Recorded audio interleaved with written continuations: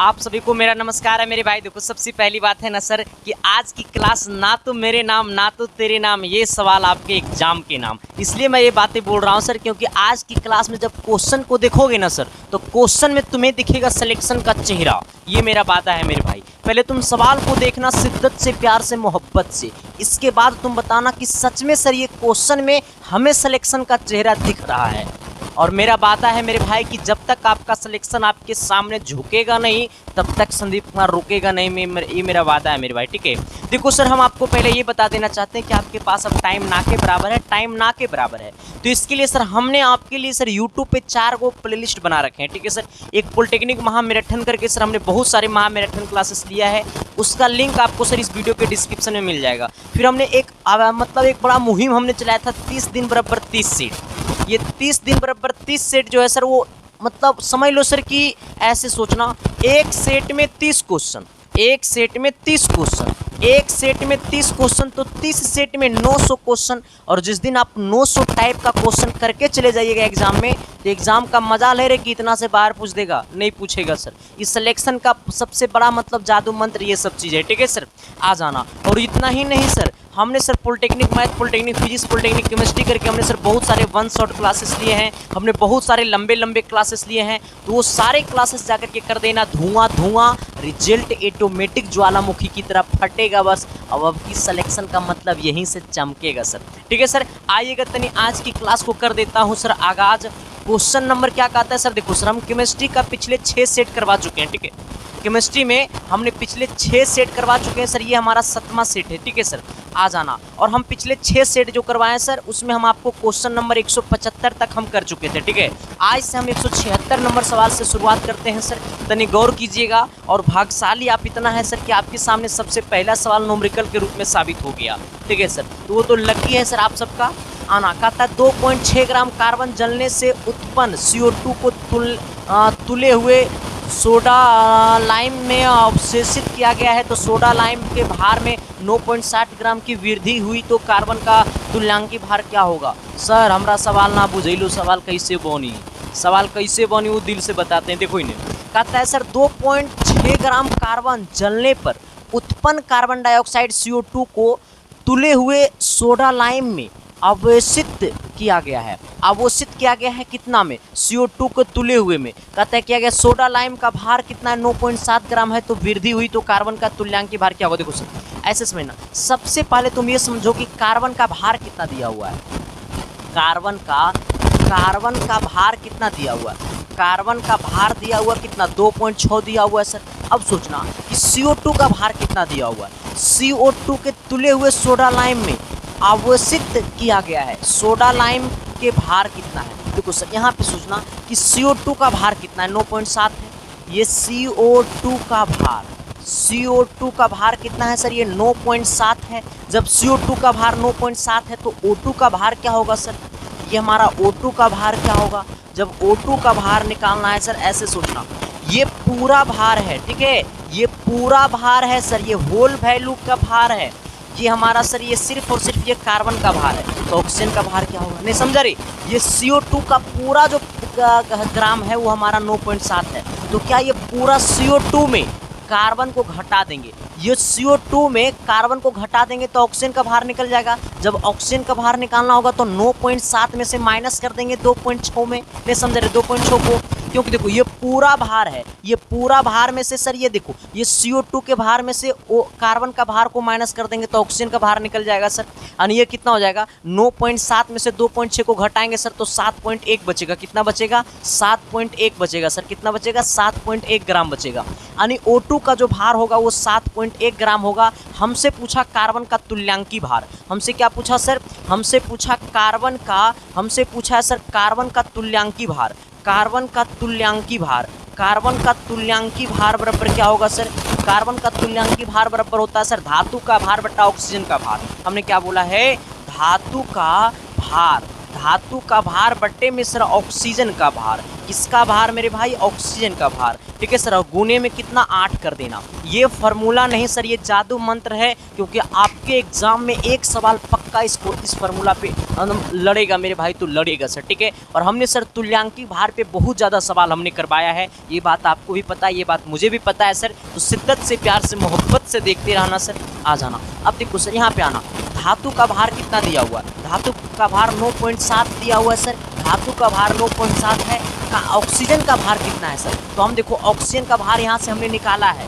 तो ऑक्सीजन का भार कितना है मेरे भाई, तो यहाँ पे है 7.1 है, ठीक है। और गुने में कितना 8 है। ये वाला पॉइंट से पॉइंट गला खोपचे में, यहाँ पे बच गया 71, ऊपर बच गया 97, और गुने में कितना हो गया 8। जब इसको पूरा काटोगे सर, ये 97 और गुने में 8 करोगे, बट्टा में 71 करोगे, इसको जब काटो छाटोगे सर, तो आपका आएगा 2.93। कितना आ जाएगा सर, ये 2.93 आ जाएगा, जो कि ऑप्शन नंबर आपको ए में मिलेगा सर। किसी को दिक्कत न्यूमेरिकल बनाने में, परेशानी, तकलीफ, ऐसा फील हो रहा है कि सर हमने आज तक कभी भी केमिस्ट्री का न्यूमेरिकल हमसे नहीं बना, लेकिन सर इतना हार्ड वाला न्यूमेरिकल आपसे बना सर, इसका मतलब सब कुछ अच्छा है सर, सब कुछ अच्छा है। अपने आप को बुरा मत समझना सर, क्योंकि कहता है ना कि तेरी आंखों में वही वाला बात यहाँ पे फॉलो होगा सर, ठीक है। चलो आते हैं सवाल नंबर 177 की तरफ। 177 नंबर क्वेश्चन क्या कहता है सर, कि समान ताप एवं दाब पर गैसों का समान आयतन में होता है क्या। देखो सर, जब समान ताप और समान दाब में, तो गैसों का आयतन में क्या होता है सर, तो कहता है परमाणुओं की संख्या में समान होती है, गलत बात। अगर समान ताप और दाब के गैसों के समान आयतन में क्या होता है, तो परमाणुओं की संख्या में समान होती है, गलत बात। ये एकदम बिल्कुल गलत बात है सर। कहता है परमाणुओं के भार एक समान होते हैं, गलत बात। आ जाना सर, परमाणुओं तथा अणुओं की संख्या एक समान होती है, परमाणुओं तथा अणुओं की संख्या एक समान होती है, ये भी गलत बात। अणु की संख्या समान होती है, सिर्फ और सिर्फ अणु की संख्या समान होती है। क्यों, क्योंकि अणु is the very very smallest particle, दुनिया का सबसे छोटा पार्टिकल अणु है, जिससे अणु से मिलकर के दुनिया को वो हर वस्तु बना है। और अणु जो है सर, वो परमाणु से मिलकर के बना है। लेकिन हमसे सवाल क्या बोला है सर, कि समान ताप एवं दाब पर गैसों का समान आयतन में, समान ताप और समान दाब पर गैसों के समान आयतन में अणुओं की संख्या में समान होती है। क्या होती है, अणुओं की संख्या समान होती है। हमसे क्या पूछा है, समान ताप एवं दाब पर गैसों के समान आयतन में अणुओं की संख्या क्या होती है, समान होती है, जो कि ऑप्शन नंबर आपको कहाँ, डी में देखने को मिलेगा सर। देखो मेरे भाई, जब तक सिलेक्शन नहीं मिलेगा ना सर, तब तक रिस्पेक्ट नहीं मिलेगा सर। कहता है ना, ज़िंदगी में अगर समाज में रिस्पेक्ट पाना है, तो पहले तुम्हें सर सिलेक्शन पाना होगा। क्योंकि कहता है ना सर, कि विद्या में वो ताकत है मेरे भाई, कि विद्या के सामने वो हर इंसान झुक जाता है, ठीक है। क्योंकि सर मतलब कहता है ना मेरे भाई, कि दुनिया का सबसे ताकतवर है, क्योंकि यही एक ऐसा चीज़ है ना सर, जो आपको बहुत ऊंचाई तक ले जा सकता है, और यही एक ऐसा चीज़ है जो आपको समाज में सबसे गंदा इंसान बना सकता है सर, ठीक है। तो बस हम इतना ही कहेंगे सर, कि मम्मी पापा की फिक्र को फक्र में बदलना है सर। तो आज से भी तुम संकल्प ले लो, आज से भी तुम अपने माथे पे हाथ रख करके बोलो कि सर सच में जब तक सिलेक्शन हम अपने नहीं लेंगे, तब तक हम घर नहीं जाएंगे सर। वादा करो सर, ऑटोमेटिक 2 दिन के अंदर में सिलेक्शन पक्का हो जाएगा। देखो पॉलिटेक्निक एंट्रेंस एग्जाम निकालना कुछ बड़ी बात नहीं है सर। अब तुम लोग बड़ा सोच ही लेते हैं कि बड़ा हार्ड है, ऐसा कुछ नहीं है। तुम लोग पढ़ाई तो करो सबसे पहले सर। आ जाना, कहता है ना सर, किसी धात्विक ऑक्साइड के 1.40 ग्राम को हाइड्रोजन के साथ तप्त करने पर 2.24 ग्राम धातु शेष रही धातु का तुल्यांकी भार क्या होगा। देखो सर, सबसे पहले क्वेश्चन को समझना। जब तक क्वेश्चन नहीं समझोगे, क्वेश्चन में 2 चीज़ समझना, हमें क्या गिवन है, हमको क्या निकालना है, क्या दिया है क्वेश्चन में, हमको क्या निकालना है। तो सबसे पहले ये सोचना कि ऑक्सीजन का भार हमको, देखो यहाँ पे कहता धात्विक ऑक्साइड का इतना ग्राम है, हाइड्रोजन के साथ तप्त करने पर इतना ग्राम, तो कहता है धातु की शेष रही तो धातु का तुल्यांकी भार क्या होगा। देखो सबसे पहले ये सोचना सर, कि हमें ऑक्सीजन का तुल्यांकी भार निकाल दो, ठीक है सर। किसका निकालो, ऑक्सीजन का, ऑक्सीजन का शेष का तुल्यांकी भार निकाल दो, चाहे ऑक्सीजन बोल दो, कोई दिक्कत नहीं है। ऑक्सीजन का तुल्यांकी भार, ऑक्सीजन का तुल्यांकी भार बराबर क्या हो जाएगा सर, तो पूरा भार कितना है, 1.40 है। 1.40 में माइनस कर देंगे सर 1.24 को सर। जब इसको माइनस करेंगे सर, तो यहाँ से सोचना ही आ जाएगा कितना, 0 पॉइंट आपको कितना आ जाएगा सर, यहाँ पे रुक जाओ, 1.24 है ना सर, 1.24 1 से 0 पॉइंट ही होगा मेरे भाई, ये नहीं होगा 1 पॉइंट, ठीक है सर। यहाँ पे क्वेश्चन की डाटा में थोड़ा सा सर चेंज हो गया है, माफ़ करना मेरे भाई, ठीक है सर, आ जाना, इसको 0 कर देना, ठीक है, इसको क्या कर देना सर, ये 0.24 होगा, ठीक है, आ जाना। अब इसको क्या करेंगे, माइनस कर देंगे सर। तो ऐसे सोचना, ये आपको यहाँ पे 4 तो यहाँ पे 6 हो जाएगा, यहाँ पे 4 है सर तो यहाँ पे अभी 3 हो गया, 3 में से 2 गया तो 1 हो जाएगा। अब यहाँ पर से ये एक ही बचा हुआ है सर, तो 1 पॉइंट कितना हो जाएगा, 16 हो जाएगा। 1 पॉइंट कितना ग्राम हो जाएगा, 16 ग्राम, ठीक है, ठीक है। हाँ, अगर सर हम इसको अगर 0 मानेंगे तो आएगा 1.16 ग्राम। अगर हम सर इसको 1.24 मानेंगे तो यहाँ पे आएगा 0.16 ग्राम, ठीक है। तो हम तो कहेंगे सर कि आप अगर इसको 1 लिखा गया तो 1 रहने दो, ठीक है सर, आ जाना। जब 1 रहने देंगे सर, इसको जब यहाँ पे 1 रहने देंगे तो इसको आ जाएगा 0.16 ग्राम, ठीक है। यहाँ पे जब 1.24 रहेगा तो ये कितना आएगा, 0.16 ग्राम। कितना आ जाएगा सर, 0.16 ग्राम आ जाएगा, ठीक है, आ जाना। हमसे क्या पूछा सर, हमसे पूछा तुल्यांकी भार। हमसे क्या पूछा है सर, तुल्यांकी भार। तुल्यांकी भार बराबर क्या होता है, जरा गौर कीजिएगा, ऐसे गौर कीजिएगा, यहाँ से तुल्यांकी भार हमसे क्या पूछा है सर, तुल्यांकी भार। तुल्यांकी भार बराबर क्या होता है, तो तुल्यांकी भार बराबर कुछ नहीं करना, सबसे पहले ये सोचना कि टोटल कितना दिया हुआ है सर। तो ये हमारा कितना दिया हुआ है, यहाँ पे सोचना 1.24 दिया हुआ है, 1.24 में बटा कर देना 0.16 को, गुने में 8 कर देना। अब देखो सर, ये पॉइंट से पॉइंट गला खोपचे में, यहाँ पे बच गया कितना, 8 दूनी, रुक जाओ, 8 दूनी 16, 2 बार में खोपचा में चल गया सर। 2 से इसको काटेंगे सर, कितना बार में कटेगा सर, ये 6 हो गया, ये कितना 4 है तो 2 हो गया, यानी कितना हो गया, 62 हो गया। यानी कहने का सेंस है कि हमारा आंसर आ गया 62, जो कि ऑप्शन नंबर सी में है। किसी को दिक्कत नहीं ना है रे। देखो सर, ये 1.24 है, थोड़ा सा सेट प्रैक्टिस हो रहा है मेरे भाई, तो थोड़ा सा हम फास्ट चलेंगे सर, ठीक है। उतना स्लो नहीं चलेंगे कि जितना स्लो से तुम्हारा एग्जाम खत्म हो जाए, तुम अभी सेटे में लटकल है सर। चल जब खोपचे में सर, ज़िंदगी ऐसे नहीं जिया जाता है। ज़िंदगी जीने के लिए सर कुछ अलग तरीका लगाया जाता है सर, और सिलेक्शन पाना है सर तो बिहारी दिमाग लगाना है, ठीक है। हाँ, आ जाना सर, इसमें कोई दिक्कत नहीं ना है किसी को, और दिक्कत है सर तो बड़ा मामला फंसेगा सर, ठीक है, आ जाइएगा। अगला क्वेश्चन क्या कहता है, तनी गौर कीजिएगा। कहता है ना, किसी गैस के विसरण की दर निम्न पर निर्भर करती है। देखो सर, ऐसे सोचना मेरे भाई, जब बोलेगा विसरण की दर किस पर निर्भर करती है, तो विसरण की दर जो निर्भर करती है मेरे भाई ना, विसरण की दर किस पे निर्भर करती है, तो विसरण की दर किस पे निर्भर करती है, जरा कमेंट कर दो सर। देखो, विसरण की दर पूछेगा ना सर, तो विसरण की दर जो होता है वो हमारा अनुभार पे निर्भर करता है। किस पे निर्भर करता है, अनुभार पे। कहता है विसरण दर इज डायरेक्टली प्रोपोर्शनल टू अनुभार। क्यों, आपसे पूछेगा विसरण की दर किस पे निर्भर करती है, तो विसरण दर इज डायरेक्टली प्रोपोर्शनल टू अनुभार। इस बात को कॉन्सेप्ट में कर लेना सर, ये सवाल पूछता है मेरे भाई। हाँ, हमने क्या बोला है, कहता है किसी गैस के विसरण की दर निम्न पर निर्भर करती है। किस पे निर्भर करती है, किसी गैस का जो विसरण दर होता है ना मेरे भाई, वो उसके अनुभार पे निर्भर करता है, ठीक है। क्योंकि कहता है विसरण दर इज डायरेक्टली प्रोपोर्शनल टू अनुभार, यानी विसरण दर जो होता है वो डायरेक्टली प्रोपोर्शनल होता है अनुभार का, इसलिए विसरण की दर जो होती है मेरे भाई वो निर्भर करती है अनुभार पे, ठीक है। इस बात को कॉन्सेप्ट अपने दिमाग में कर लेना। एक बात और हम आपको बता देना चाहता हूं सर, जो आपके सिलेक्शन, कम टाइम में सिलेक्शन पाने का सबसे बड़ा बेहतरीन मज़ेदार चीज़ है सर, क्योंकि सर हमने इसको पिछले बार सर इतना बच्चे के लिए हेल्पफुल रहा, इतना बच्चे के लिए हेल्पफुल रहा कि सर मैं बता नहीं सकता हूँ। मैंने सर पिछले बार मात्र 900 गेस क्वेश्चन दिए थे, जिसमें से डायरेक्ट 25 से 30 क्वेश्चन लड़ा था sir, direct to direct 90 question में 25 से 30 क्वेश्चन लड़ा था।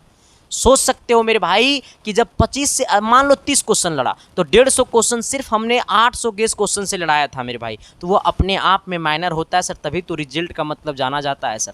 लेकिन अब की बार मेरा मकसद था कि कम से कम आपके एग्जाम में 40 क्वेश्चन लड़ाना है, और जिस दिन 40 क्वेश्चन लड़ गया, इसका मतलब हमने 200 क्वेश्चन आपको ये 1200 सेलेक्टेड गेस क्वेश्चन से दे देंगे। ये 1200 सेलेक्टेड गेस क्वेश्चन नहीं है मेरे भाई, ये 1200 सेलेक्टेड आपका सिलेक्शन का चेहरा है मेरे भाई। जब ये 1200 गेस क्वेश्चन पढ़ोगे ना सर, तो उसमें क्वेश्चन तुम्हें नहीं दिखेगा, उस क्वेश्चन में तुम्हें सिलेक्शन का चेहरा दिखेगा। ये बात मैं नहीं बोलता हूँ सर, ये बच्चे का रिस्पॉन्स बोलता है, ये बच्चे का फीडबैक बोलता है मेरे भाई।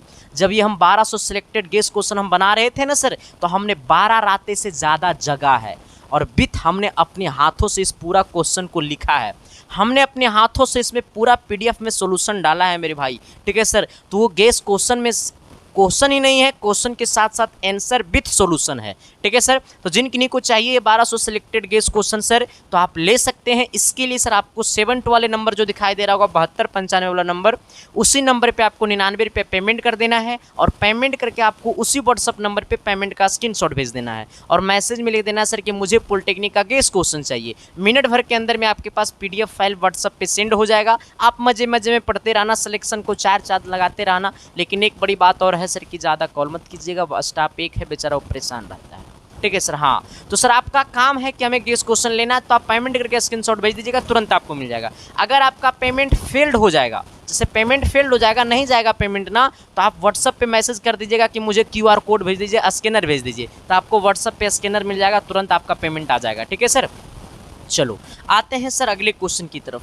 अगला क्वेश्चन कहता है ना सर कि सोडियम क्लोराइड के जलीय विलयन में विद्युत धारा प्रवाहित करने पर एनोड पर प्राप्त पदार्थ कौन सा होता है। देखो सर, हमें कहता है सोडियम क्लोराइड के जलीय विलयन में, किस क्लोराइड के, सोडियम क्लोराइड के जलीय विलयन में विद्युत धारा प्रवाहित करने पे, सोडियम क्लोराइड के जलीय विलयन में हम क्या प्रवाहित करेंगे सर, विद्युत धारा प्रवाहित करेंगे, तो एनोड प्राप्त होता है। एनोड पर कौन सा पदार्थ होता है, एनोड पर कौन सा पदार्थ प्राप्त होता है, एनोड पर कौन सा पदार्थ प्राप्त होता है, कौन सा पदार्थ प्राप्त होता है। तो इसमें देखो सर, हमसे पूछा है कि एनोड पे सोडियम क्लोराइड के जलीय विलयन में विद्युत धारा प्रवाहित करने पर एनोड पर कौन सा पदार्थ प्राप्त होता है। देखो सर, आपसे पूछेगा एनोड पर, किस पे रे बबुआ, एनोड पर। जब एनोड पर पूछिए नो रे मोहतरमा, तो मारिहन तो पता है का, क्लोरीन गैस। कौन गैस रे बबुआ, क्लोरीन गैस। हमने क्या बोला सर, तो क्या मैंने जो बोला वो चमका न जी, अरे एस या नो तो बोलो न जी, तो अगले सवाल की तरफ तो बढ़ो न जी। हमने क्या बोला जी, हमने बड़ा अच्छा सा शब्द बोला जी कि सोडियम क्लोराइड के जलीय विलयन में विद्युत धारा प्रवाहित करने पर एनोड पर प्राप्त पदार्थ क्या होता है। जैसे नाम सुनना एनोड, मार देना क्लोरीन गैस खुपची में। हाँ, हमने क्या बोला, जैसे सुनना एनोड, मार देना क्लोरीन गैस। ठीक है सर, मामला फिट हो गया ना। चलिए आते हैं सर क्वेश्चन नंबर अगली की दुनिया में। अगला क्वेश्चन क्या कहता है, तनी गौर कीजिएगा 81 नंबर सवाल की तरफ। 181 कहता है अम्ल एक यौगिक है जो, अम्ल जो है सर एक यौगिक है जो, जिसका काम क्या है, अम्ल एक यौगिक है जिसका काम क्या है सर, जो इलेक्ट्रॉन का त्याग करता है। गलत बात मेरे भाई, इलेक्ट्रॉन का त्याग नहीं करता है अम्ल। अम्ल एक यौगिक है जो इलेक्ट्रॉन का त्याग नहीं करता है। क्यों नहीं त्याग करता है, क्योंकि इलेक्ट्रॉन पे निगेटिव चार्ज होता है, सॉरी मतलब अम्ल पे निगेटिव चार्ज होता है सर, इसलिए ये इलेक्ट्रॉन को त्याग नहीं करेगा, ये प्रोटॉन देता है सर। क्या करता है, प्रोटॉन देता है। ठीक है, कहता है अम्ल ये एक यौगिक है जो प्रोटॉन देता है। हमने क्या बोला है कि अम्ल एक यौगिक है जो प्रोटॉन को क्या करता है, देता है सर। ठीक है, इस बात को जरा नोट कर लेना सर कि अम्ल क्या है, तो एक यौगिक है जो प्रोटॉन को क्या करता है, देता है। 182 नंबर क्वेश्चन की तरफ तनी आइएगा। कहता है मिश्रित लवण बनाता है कौन, मिश्रित लवण कौन बनाता है सर, खोपचा। नहीं भाई देखो न जी, आ जाना सर। जब खोपचा बोलते हैं ना सर, तो मेरे को अब एक चीज़ में फील हो जाता है। आ जाना, तुम लोग समझ गया होगा, उस पर ज़्यादा बातें करेंगे फिर कंट्रोवर्सी चालू हो जाएगा।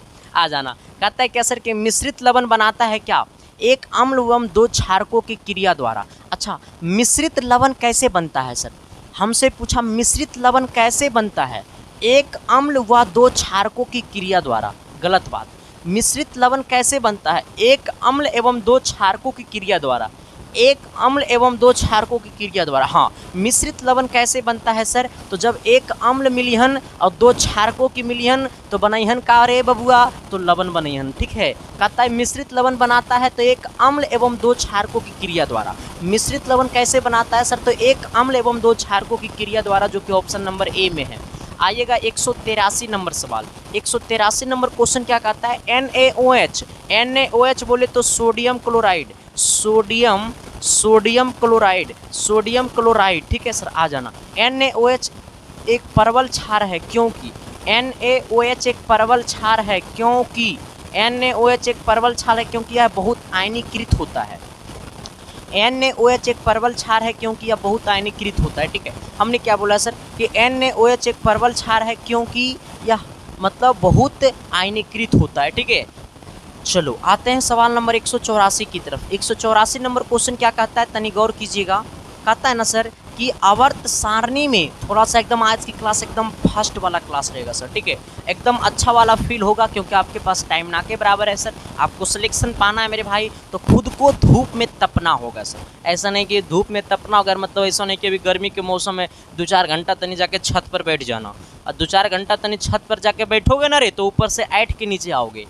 अरे धूप का तपना मतलब खुद को झोंक दो पढ़ाई की दुनिया में, ठीक है, ऐसे नहीं कि धूपे में जाके तू खड़ा हो जाना। स्नो बकलोल कितना लोग है आ जाना, क्योंकि देखो क्लास में जब पढ़ाते हैं ना कभी कभी तो कहते हैं देखो इधर, इधर देखो मतलब इधर आओ, इधर आओ मतलब क्या करता है कि वो उठ के चलाता है, तो कंडीशन बुरा है सर, ठीक है। इधर आओ मतलब ध्यान इधर दो, हमारे पास आकर के क्या करोगे सर, गड़बड़ मामला हो जाएगा, ठीक है, आ जाना। हमने क्या बोला है सर, हमने बोला है ना कि आवर्त सारणी में समान समूह के तत्वों की परमाणुओं की समान संख्या होती है। देखो सर, आवर्त सारणी के समान समूह में तत्वों की परमाणुओं की संख्या समान होती है। आवर्त सारणी के समान समूह में तत्वों की परमाणुओं की संख्या समान होती है। इलेक्ट्रॉन की गलत बात कहता है सर, आवर्त सारणी में समान समूह के तत्वों की परमाणुओं की संख्या में समान होती है, गलत बात। 72 उपकोष में कहाँ पे होता है सर, 72 उपकोष में, ठीक है सर। कहता है आवर्त सारणी में समान समूह के तत्वों की परमाणुओं में समान होती है, तो 72 उपकोष में कहाँ होती है सर, 72 उपकोष में, यानी ऑप्शन नंबर आपका बी हो जाएगा। आइएगा 185 नंबर सवाल की तरफ। 185 नंबर क्या क्वेश्चन कहता है, इससे पहले मैं आपको एक बातें बता देना चाहता हूँ सर। जिन किन्हीं को चाहिए पीडीएफ तो अरे बबुआ हम देंगे फ्री में पीडीएफ, ठीक है सर। देखो सर ये पूरा पीडीएफ आपको बिल्कुल फ्री ऑफ कॉस्ट मिलता है, जो कि टेलीग्राम पे मिलता है, ठीक है सर। और वो सर आपको पीडीएफ टेलीग्राम पे लेने के लिए क्या करना पड़ेगा, आप लोग अपने मोबाइल के टेलीग्राम में जाइएगा, ठीक है, अपने मोबाइल के टेलीग्राम में जाइएगा और टेलीग्राम में जाकर के सर्च कीजिएगा संदीप कुमार ऑफिशियल। टेलीग्राम में जाकर के सर्च कीजिएगा संदीप कुमार ऑफिशियल। आप सबका कृपा इतना रहा मेरे भाई कि संदीप कुमार से बन गया संदीप कुमार ऑफिशियल, ठीक है सर, आ जाना। हमने क्या बोला है, आप लोग टेलीग्राम पे जाइएगा और टेलीग्राम पे सर्च कीजिएगा संदीप कुमार ऑफिशियल, मेरा आईडी खुल जाएगा। उसी आईडी को ज्वाइन करना जिस आईडी में लगभग 15,000 लोग ज्वाइन हो गए हैं, ठीक है, उसी आईडी को ज्वाइन करना जिस आईडी में लगभग 15,000 लोग ज्वाइन हैं, ठीक है सर। और वहाँ पे आपको पूरा पीडीएफ मिलेगा सर, ठीक है। हमारे आईडी ज्वाइन कीजिएगा, दूसरा का आईडी ज्वाइन कीजिएगा, दूसरा का जीएफ का फोटो जाएगा, मेरा आईडी ज्वाइन कीजिएगा सर तो पीडीएफ जाएगा, ठीक है सर, आ जाना। अब एक बात और बता देना चाहता हूँ सर, जिनके दिल में दर्द है, तकलीफ़ है, कोई छोड़ के चली गई है, तो मेरा इंस्टाग्राम आईडी को फॉलो कर लेना सर, ठीक है। नहीं करोगे ना रे तो रात के सपना में आएंगे, तुम्हारा सिस्टम को ख़राब कर देंगे चलो आ जाना सर। क्या कहता है कि तत्व जिसका इलेक्ट्रॉनिक विन्यास इतना इतना, देखो सर एक तत्व है जिसका इलेक्ट्रॉनिक विन्यास 2 है, 8 है, 7 है। देखो सर ये इलेक्ट्रॉनिक विन्यास का मतलब ये पूरा को जोड़ देंगे तो ये परमाणु संख्या निकल जाएगा, अब पूरा को जोड़ेंगे तो 17 आएगा, और ये 17 नंबर पे क्या होता है, क्लोरीन होता है। अब बताना सर कि ये जो है इलेक्ट्रॉनिक विन्यास वो क्लोरीन का लिखा हुआ है, और क्लोरीन क्या है सर, तो क्लोरीन अपने आप में एक हाइड्रोजन है।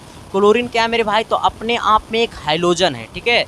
चलो किसी को दिक्कत, जो भी इलेक्ट्रॉनिक विन्यास लिखा रहेगा उसको पूरा जोड़ देना तो उसका परमाणु संख्या निकल जाएगा उस तत्व का, ठीक है सर।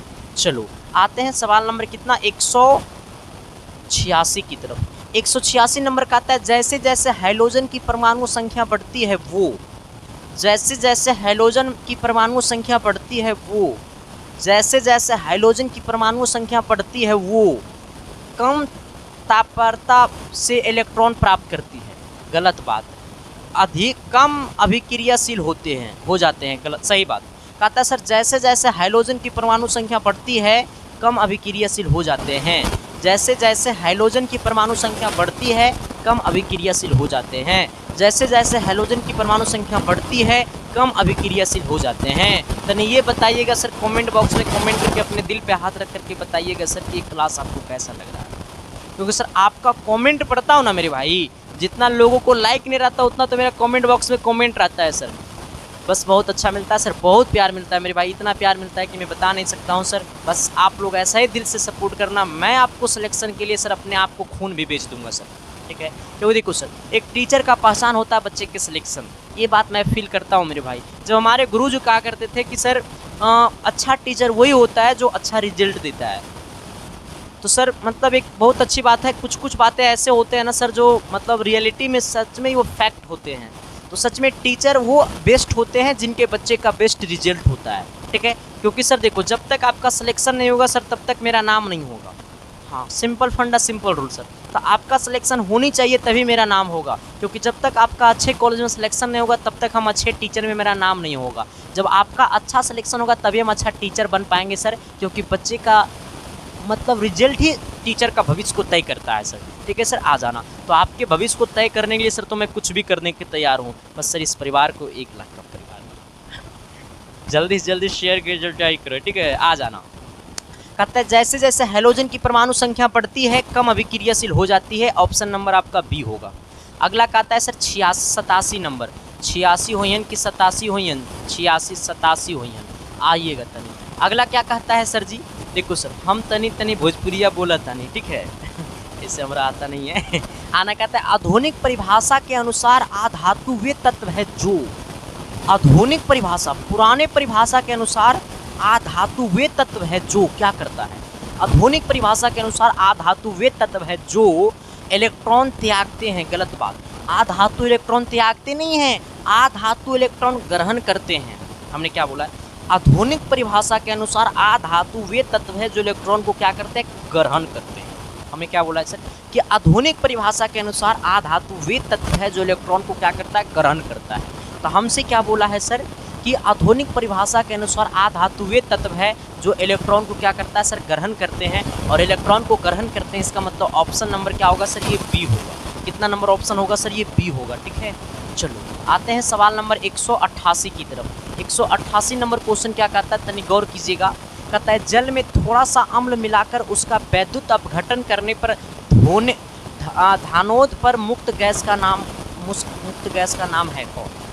देखो सर सवाल कहता है ना सर कि जल में थोड़ा सा अम्ल मिलाकर उसका वैद्युत अपघटन करने पर धानोद पर मुक्त गैस का नाम क्या है। ऑक्सीजन है, नाइट्रोजन है, हाइड्रोजन है, अमोनिया है, क्या है सर, जरा बता देना कमेंट करके सर, प्लीज़ मेरे भाई कमेंट करके बता देना। तो देखो सर जैसे ही बोलेगा सर कि जल में थोड़ा सा अम्ल मिला करके उसका वैद्युत अपघटन करने पे धानोद पर मुक्त गैस का नाम क्या है, तो वो धानोद पर जो मुक्त गैस का नाम होगा उसका नाम है ऑक्सीजन।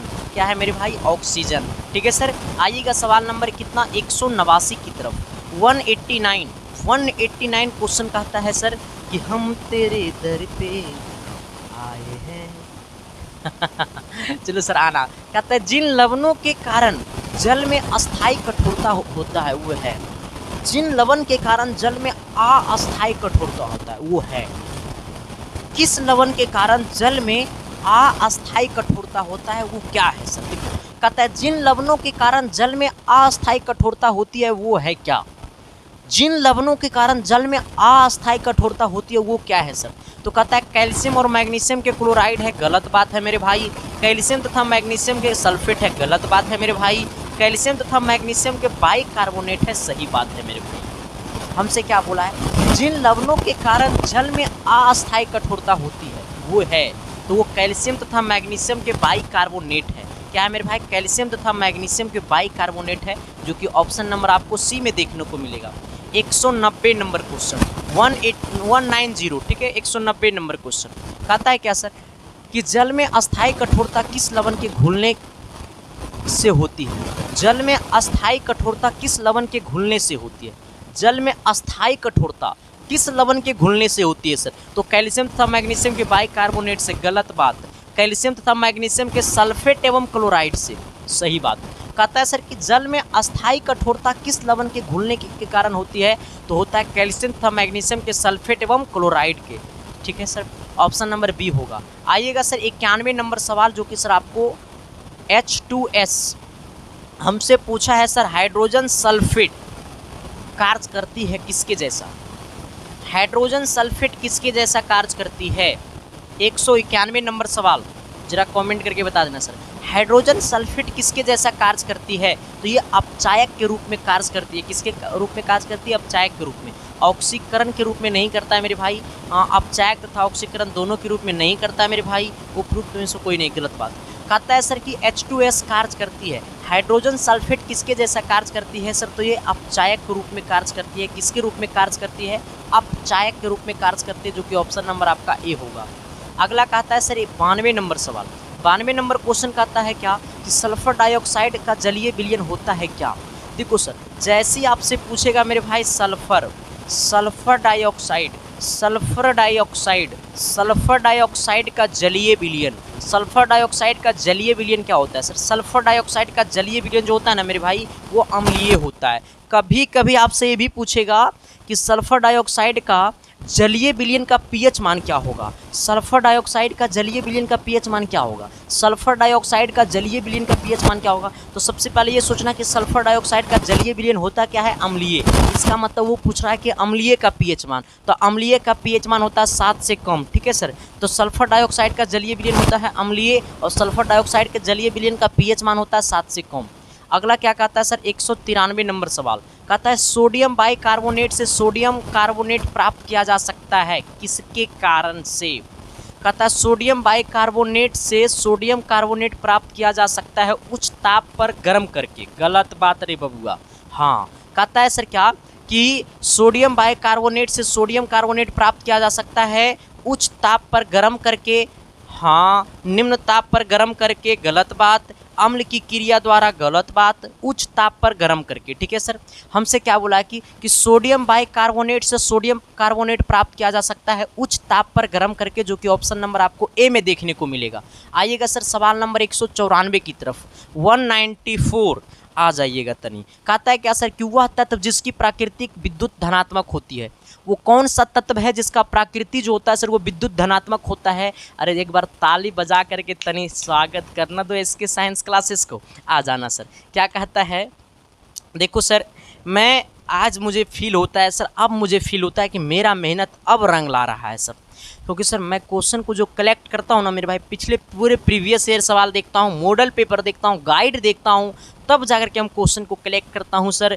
और जब वो क्वेश्चन कोई चुरा लेता है और चुराने के बाद वो नाम ही मिटाना भूल जाता है सर, तब तो गुस्सा आएगा ना सर। मैं क्वेश्चन को किस प्रकार से कलेक्ट करता हूँ सर, सेलेक्ट करता हूँ, वो मैं जानता हूँ सर, क्योंकि जो इंसान मेहनत करता है ना मेरे भाई, उसको पता है कि वो क्वेश्चन को छांटने में कितना टाइम लेता है सर। तभी मेरे दिल में एक कॉन्फिडेंस की बात होती है, जिसको मैं कहता हूँ कि सवाल लड़ीस तो लड़ीस, मैंने सवाल आएगा तो आएगा सर। तो सर वो मेहनत बताता है मेरे भाई। तो बस आप सबसे यही कहूँगा सर कि सही चीज़ों को सही जगह पहुँचाना, गलत चीज़ों को एकदम इग्नोर करना मेरे भाई। और उनको थोड़ा सा अब प्रभाव पड़ने लगा है। ठीक है, पहले लगता था सर कि कोई नहीं है टक्कर में सर, शेर आ गया है ना रे।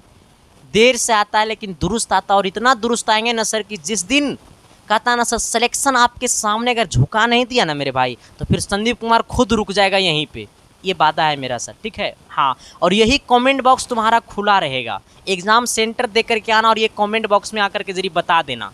ठीक है, तनी दुश्मन को और जला देना। ठीक है, आ जाइएगा। चलिए आते हैं सर तनी। कहता हुआ तत्व जिसकी प्राकृतिक विद्युत धनात्मक होता है सर। कहते हैं ना सर यूट्यूब पे ऐसा कोई टीचर नहीं जो रिजल्ट पे सीधे फोकस करता, और मैं आपको चैलेंज के साथ कहता हूं सर, ये कमेंट बॉक्स आकर के देख लेना। अगर रिजल्ट अगर बादशाह की तरह अगर नहीं रहा ना सर, तो फिर संदीप कुमार को ही बोल करके चले जाना। ठीक है सर, आ जाइएगा तनी। कहता है सर वह तत्व जिसकी प्राकृतिक विद्युत धनात्मक होती है सिलिकॉन। ठीक है सर, कहता है जिसकी प्राकृतिक विद्युत धनात्मक होती है, तो वो क्या हमारा है सर? ये सिलिकॉन नहीं सर, ये बोरॉन होगा। क्या होगा सर? ये बोरॉन होगा। ठीक है, बोरॉन होगा। ठीक है, आइएगा सवाल नंबर 195, 195 नंबर। कहता है मैग्नीशियम को हवा में जलाना है, किसके कारण? मैग्नीशियम को हवा में जलाना है, कौन सा परिवर्तन होगा?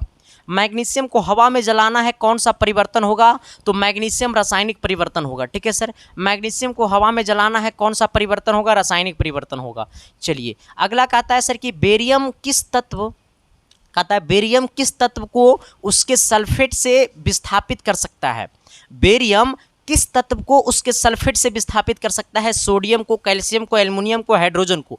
किस तत्व से उसको सल्फेट, किस तत्व को उसके सल्फेट से विस्थापित कर सकता है? तो वो हमारा क्या होगा सर? जरा कमेंट कर देना। देखो सर, आपसे पूछा है बेरियम किस तत्व को उसके सल्फेट से विस्थापित कर सकता है, तो वो हमारा सोडियम है। क्या है मेरे भाई? सोडियम है, जो कि ऑप्शन नंबर कहाँ है? तो ऑप्शन नंबर ए में है।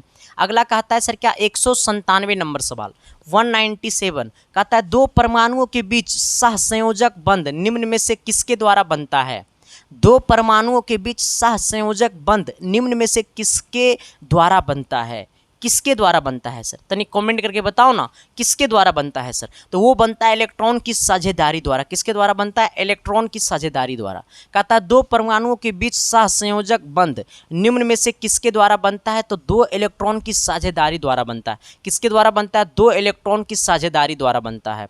अगला कहता है सर क्या? 98 नंबर 100 कहता है अम्ल तथा क्षारक की परस्पर अभिक्रिया को क्या कहते हैं? देखो सर, अम्ल और क्षारक, अम्ल एंड क्षार, अम्ल एंड क्षार की परस्पर अभिक्रिया को क्या कहते हैं? अम्ल और क्षार के परस्पर अभिक्रिया को हम लोग क्या कहते हैं सर? तो उदासीनीकरण कहते हैं।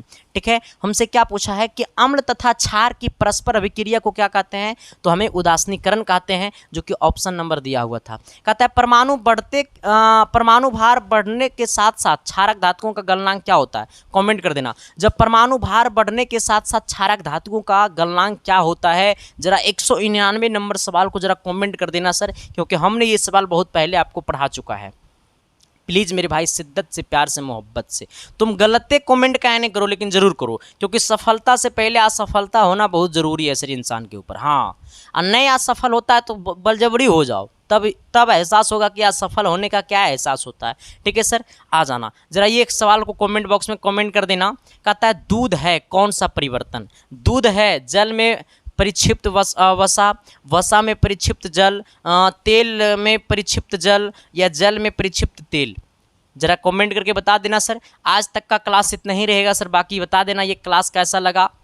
अगर क्लास अच्छा लगा तो कमेंटे कर देना, क्लास नहीं हो अच्छा लगा तब वो कमेंट कर देना, तभी तो मुझे खुद में परिवर्तन होगा सर। आप सबका जब कमेंट पढ़ूंगा तभी तो मैं खुद पे चेंज करूंगा सर, क्योंकि इंसान जो है ना वो हमेशा सीखता है, हमेशा सीखता है सर। इंसान कचड़े चुनने वाले से भी सीखता है, बट आप में सीखने की एक चाहत होनी चाहिए कि हमसे सिर्फ और सिर्फ उससे अच्छाई बातों सीखना है, बुराई बातों को नहीं सीखना है सर, क्योंकि वो दुनिया के वो हर इंसान में बुराई और अच्छाई दोनों है, तो सिर्फ हमको अच्छाई बातें सीखना है। ठीक है सर, बाकी थैंक यू, लव यू, देखते रहना इसके साइंस क्लासेस। अगला क्लास आपको शाम को 6 बजे मिलते हैं सर, महा मैराथन के साथ।